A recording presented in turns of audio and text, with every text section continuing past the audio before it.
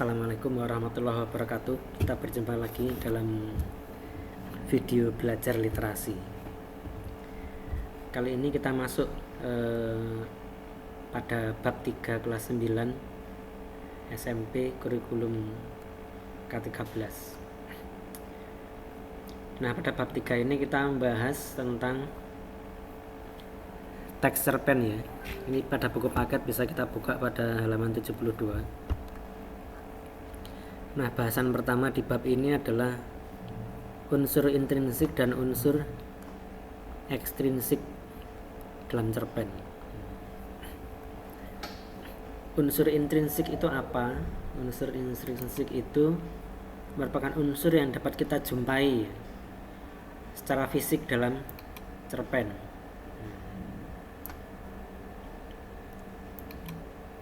Dapat kita jumpai dalam cerpen.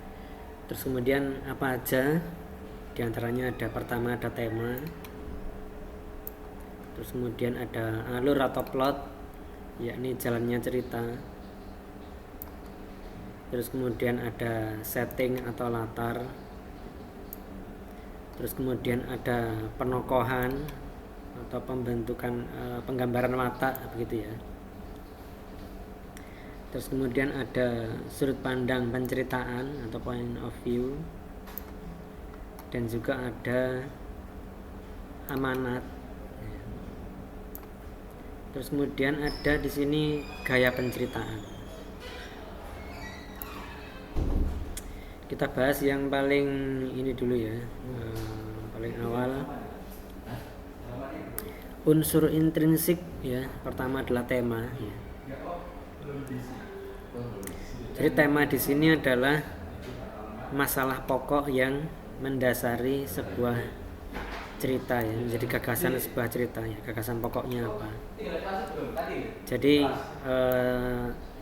cerpen tersebut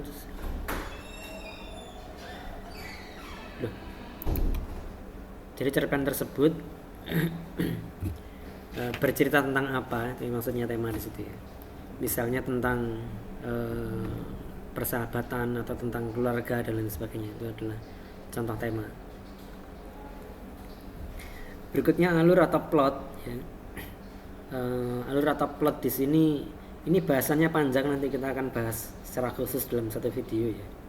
Tapi kali ini akan saya bahas secara ringkas dulu ya. Intinya alur atau plot itu adalah susunan jalan cerita dalam sebuah cerpen ya, yang biasanya diawali dengan perkenalan. Di sini ada perkenalan ya. Terus kemudian diikuti dengan konflik-konflik atau masalah ya. Biasanya pada bagian perkenalan itu diceritakan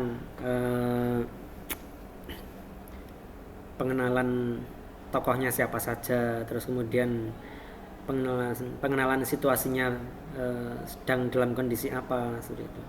Terus kemudian juga perkenalan latarnya juga di zaman apa seperti itu. Di bagian perkenalan ini juga biasanya ada penggambaran harapan tokoh ya, penggambaran harapan yang ingin dicapai oleh tokoh itu sendiri. Terus kemudian setelah itu masuk ke konflik-konflik, berbagai macam masalah. Yang masalah ini adalah semacam cobaan atau ujian gitu ya, atau hambatan yang dialami tokoh dalam rangka mewujudkan harapan yang sudah tergambar dalam perkenalan tadi. Masalah-masalah terus menerus gitu ya, sampai puncak masalah ya, yaitu klimaks. Nah, puncak masalah itu di sini disebut klimaks, puncak konflik ya. Pada konflik ini biasanya ada rasa keputusasaan seperti itu ya, sehingga harapan yang digambarkan di awal cerita tadi seolah-olah sudah tidak mungkin terwujud. Nah, itu ada di klimaks. Terus kemudian terakhir setelah klimaks ada penurunan masalah atau penyelesaian masalah. Nah, di sini biasanya diberikan jalan keluar dari puncak konflik. Boleh jadi tokoh utama akhirnya mencapai harapannya, boleh jadi juga mencapai hal lain yang lebih baik dari harapannya seperti itu. Ada juga hal lain yang sama sekali berbeda dengan harapannya yang di awal ya, tapi itu sesuatu yang lebih baik gitu. Itu nanti kita bahas lebih jelas pada video khusus tersendiri. Jadi itu plot dalam sebuah cerita. Terus kemudian terkait alur ya, berdasarkan susunan peristiwa ya. Di sini terdapat alur maju dan alur kilas balik ya. Jadi sebenarnya di sini saya tidak terlalu sepakat dengan istilah mundur ya, karena sebenarnya tidak ada yang namanya peristiwa yang benar-benar mundur ya. Yang benar itu flashback, sesekali kembali gitu, bukan mundur ya. Nah, jadi istilah mundur di sini kurang tepat ya. Jadi lebih tepatnya kilas balik atau flashback ya. Flashback dan alur maju.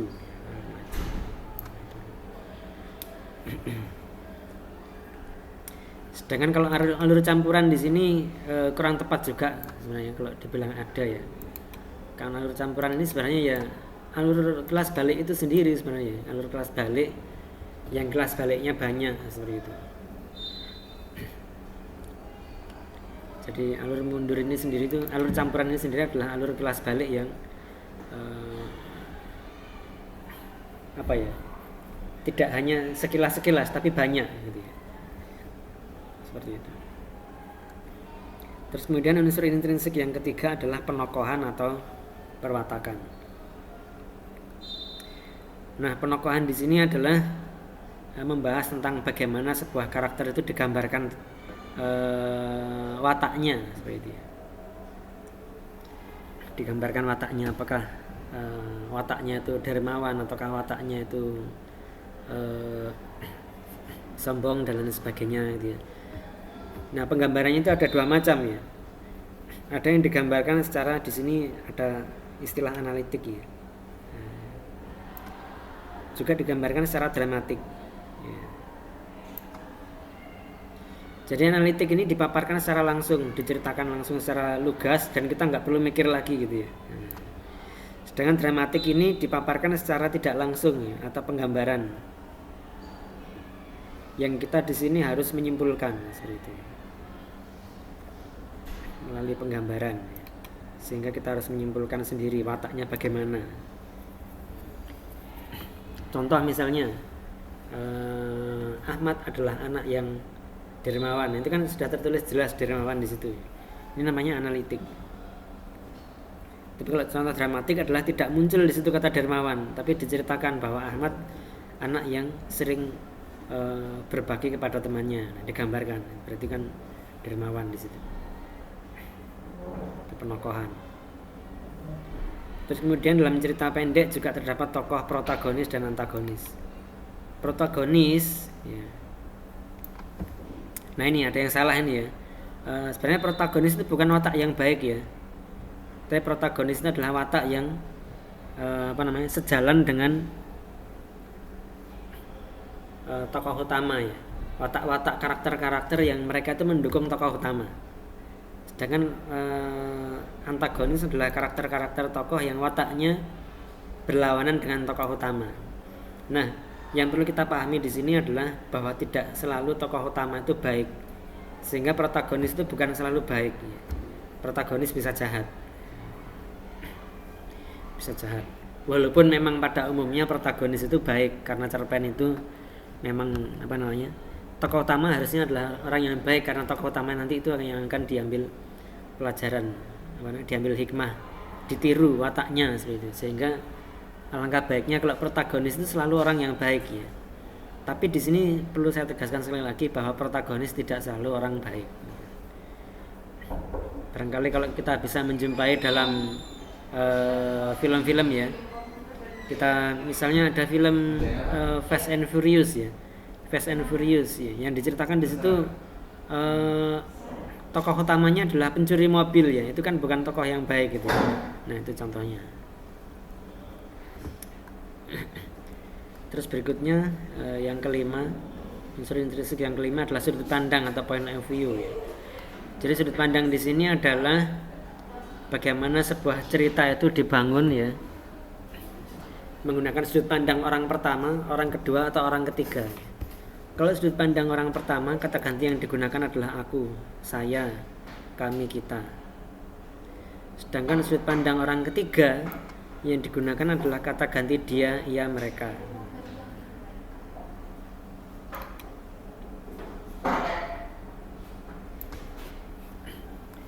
Terus kemudian di sini ada kata ganti orang kedua ya, tapi dalam novel ya dan cerpen sudut pandang orang kedua ini tidak pernah digunakan.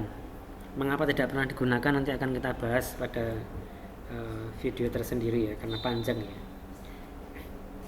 Terus kemudian terakhir bukan terakhir ya, belum ya. Kemudian ada amanat ya. Amanat di sini yang harus ada dalam setiap cerita ya. Karena cerita itu memang dibuat untuk menyisipkan amanat, sehingga amanat dalam sebuah cerita itu harus ada.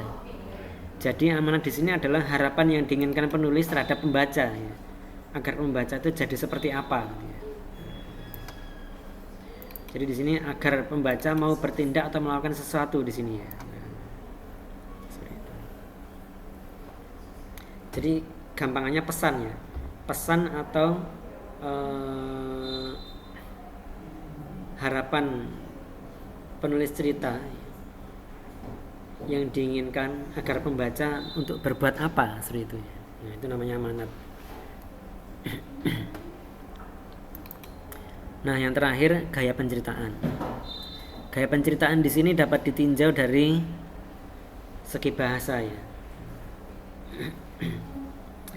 Ada yang gaya penceritaannya itu memilih gaya penceritaan yang banyak menggunakan gaya bahasa. Seperti itu. Atau yang dari segi nada ya. Ada orang yang gaya penceritaannya itu suka menimbulkan rasa haru ya, simpatik dan sebagainya. Namanya gaya penceritaan. Seperti itu. Baik, insya Allah itu dulu dalam video ini. Kita akan lanjutkan dalam video-video berikutnya. Terima kasih. Sampai jumpa lagi. Assalamualaikum warahmatullahi wabarakatuh.